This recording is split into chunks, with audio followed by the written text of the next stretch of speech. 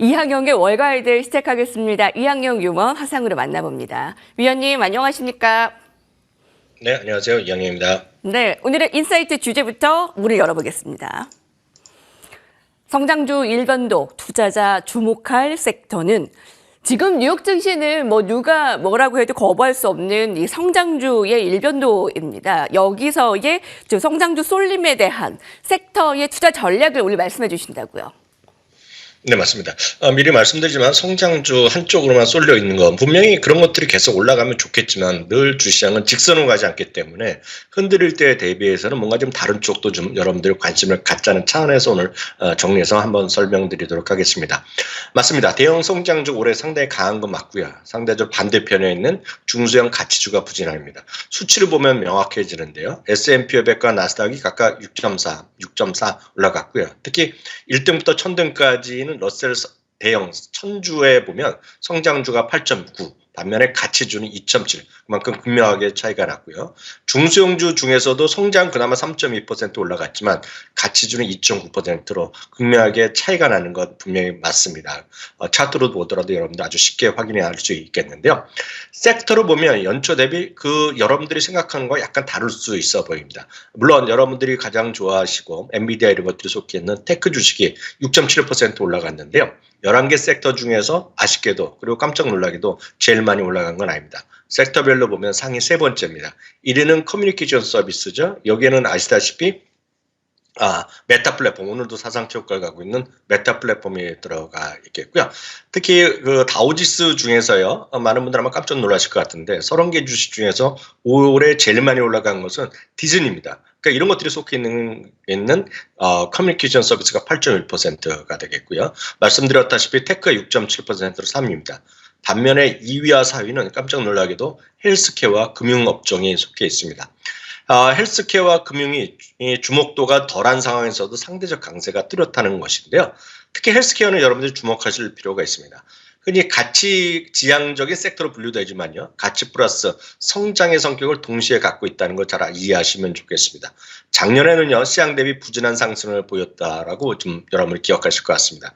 다만 이것도 역시 실적 때문이라기보다는 기술주라든가 AI에 집중된 시장 분위기 때문이었다고 좀 믿고 있는데요.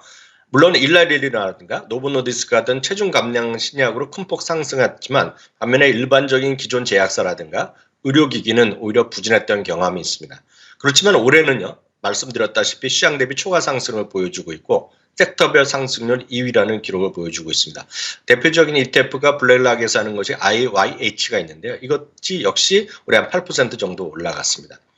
물론 방어적 성격은 분명히 당연하죠. 지난 22년이요. S&P 500이 19.4% 떨어질 때 헬스케어는 고작 3.5%밖에 떨어지지 않았습니다. 그러니까 본연의 역할을 분명히 하고 있다는 것인데요. 특히 매력적인 것은 이들이 꾸준히 배당을 지급하는 기업들이 많다는 것입니다.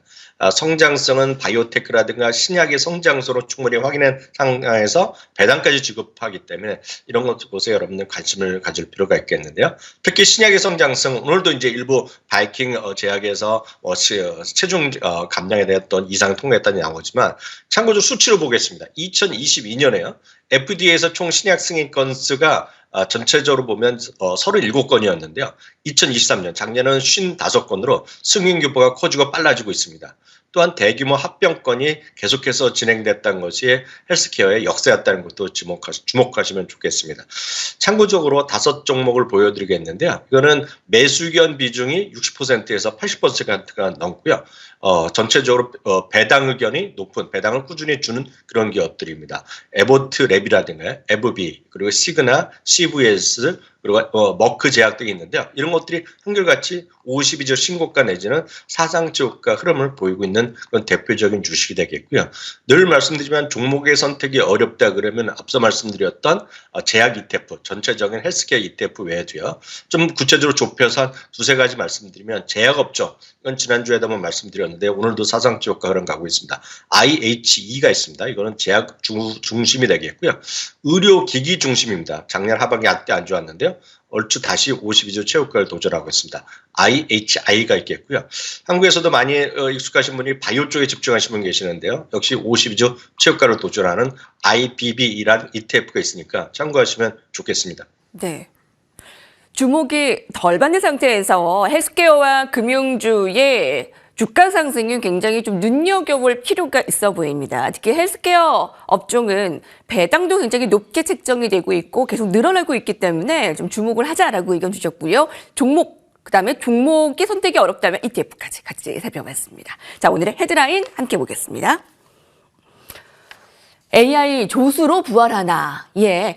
바로 줌비디오 소식인데요. 오늘 8% 급등했습니다. 실적이 발표됐는데 호실적이었고요. AI와 접목을 하면서 앞으로 성장성이 기대가 된다고요. 네, 맞습니다.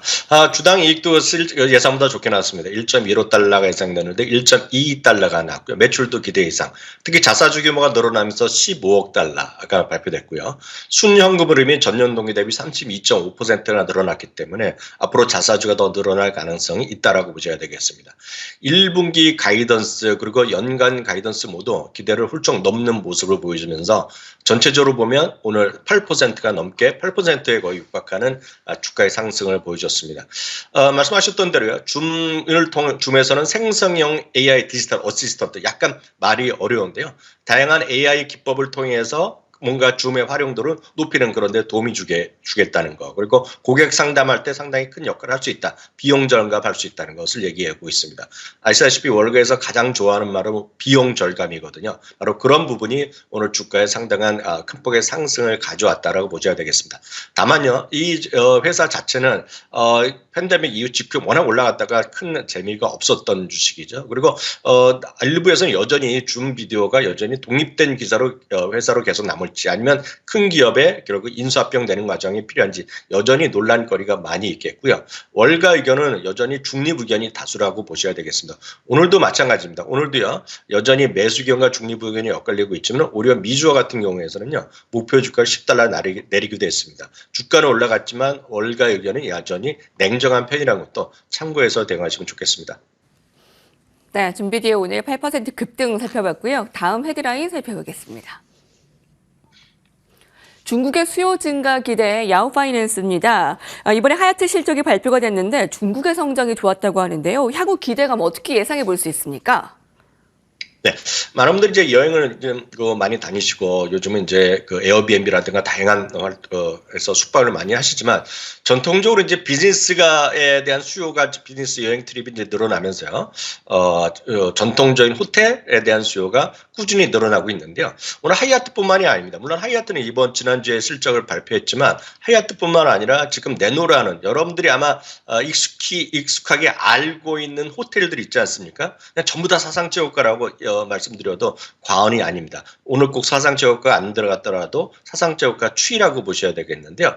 이게 어떤 의미냐면 말씀드렸다시피 어떤 그 부킹홀딩스나 익스피디어나 에어비앤비 이런 모든 것들이 여전히 실적이 좋았지만 이번 실적 직후에 약간 흔들거리는 모습을 보여준 것은 수요의 증가세에 약간 둔화될 수 있다. 그런 멘트를 똑같이 했거든요. 그렇게 약간 불안했지만 말씀드렸다시피 레저라든가 비즈니스, 단체 등 모든 고객 부분의 수요가 강세가 이어지고 있으면서 미국 내 그리고 전 세계 지금 호텔 체인들은 지금 일손이 부족하다는 얘기가 오늘 월스트리트저널에서 특집 기사가 나올 정도입니다. 그만큼 이런 호텔 라인들이 좋다라고 보셔야 되겠고요. 그런 관점에서 이번에 나왔던 하이아트 실적도 예상보다 좋은 매출이 나왔고요. 특히 이익은요. 주당 이익이 38센트가 예상됐는데 거의 2배가 나왔습니다. 63센트가 나오면서 주가가 이제 레벨업이 되면서 바로 사상체육과에 직행하는 모습을 보여주었고요. 월가의 목표 주가도 최근 들어서 1월 이후 최소한 6군데가 목표 주가를 올려놨습니다. 말씀드렸다시피 이 회사뿐만 아니라 인터컨티넨탈 호텔은 아시다시피 우리나라에서 있는 인터콘 플러스 헐리데이인을 갖고 있는 것이 되겠고요. 메리엇도 많이 아실 것 같고요. 힐튼 호텔도 아실 것 같은데 한결같이 사상체육과다라고 이해하시면 되겠습니다. 네. 자, 헤드라인 바로 세 번째로 넘어가겠습니다. 배당을 꾸준히 올려주는 인기 스타. 예, 미국에서는 국내와 규모 자체가 다를 정도로 몇십 년 동안 배당을 올리는 기업이 있습니다. 자, 실제로 배당 수익률도 중요하겠지만 그들의 지금 주가 흐름도 괜찮은 건가요? 어떤 기업들이 있나요? 제가 오늘 이 부분을 설명드리는 것은 요즘 네. 우리나라에서 핫한 뉴스, 물론 어저께 우리나라 대한민국 정부 관련 기관에서도 뭐 밸류업 프로그램만 얘기하고 뭐 발표하고 큰 관심이 있었죠. 물론 실망이 나면서 뭐 주가 떨어지긴 했지만 그런 것들은 뭐 미국에서는 일상이라고 그런 관점에서 말씀드리겠습니다. 다만 이제 배당 투자할 때 보면 배당 수익률 자체를 보시는 분이 계시겠는데 그것보다는 배당을 얼마만큼 꾸준하게 올려줬냐는 것인데요. 지난주에서도요. 지난주에 모든 배당금 인상 기업들을 다 소개해드릴 수가 없겠고요. 그중에서도 10년 이상 꾸준히 배당 인상한 기업만 보더라도 S&P 500에 속해 있는 기업만도 한 20개 정도 됩니다. 그만큼 미국에서는 주주 친화 정책이 일상이 됐겠고요. 뭐 특별한 소위 배당 주주를 위한 밸류업 프로그램 이런 것 자체가 별로 의미가 없다라고 보셔야 되겠습니다. 대표적인 것이 아날로그 디바이스, 처브는 이제 보험회사가 되어갔고요. 홈디포, 프로레지스, 월마트 등이 모두 꾸준히 배당 올려주면서 지난주에 또다시 배당을 인상한 기업들이 되겠고요. 관련된 ETF는 25년 이상 배당을 한 기업들, 10년 이상 배당하는 인상 기업들, 5년 이상 배당 인상 기업들만 모아놓은 ETF가 다양하게 있기 때문에 여러분들이 잘 선택해서 투자하시면 훨씬 좋은 성과가 날 것 같습니다. 네. 자, 오늘 배당 투자까지 살펴봤습니다. 뉴욕 증시 상황들, 특징 사항들 화려하게 달고 뉴스 살펴봤네요. 이항용 위원님과 함께했습니다. 감사합니다. 네, 감사합니다.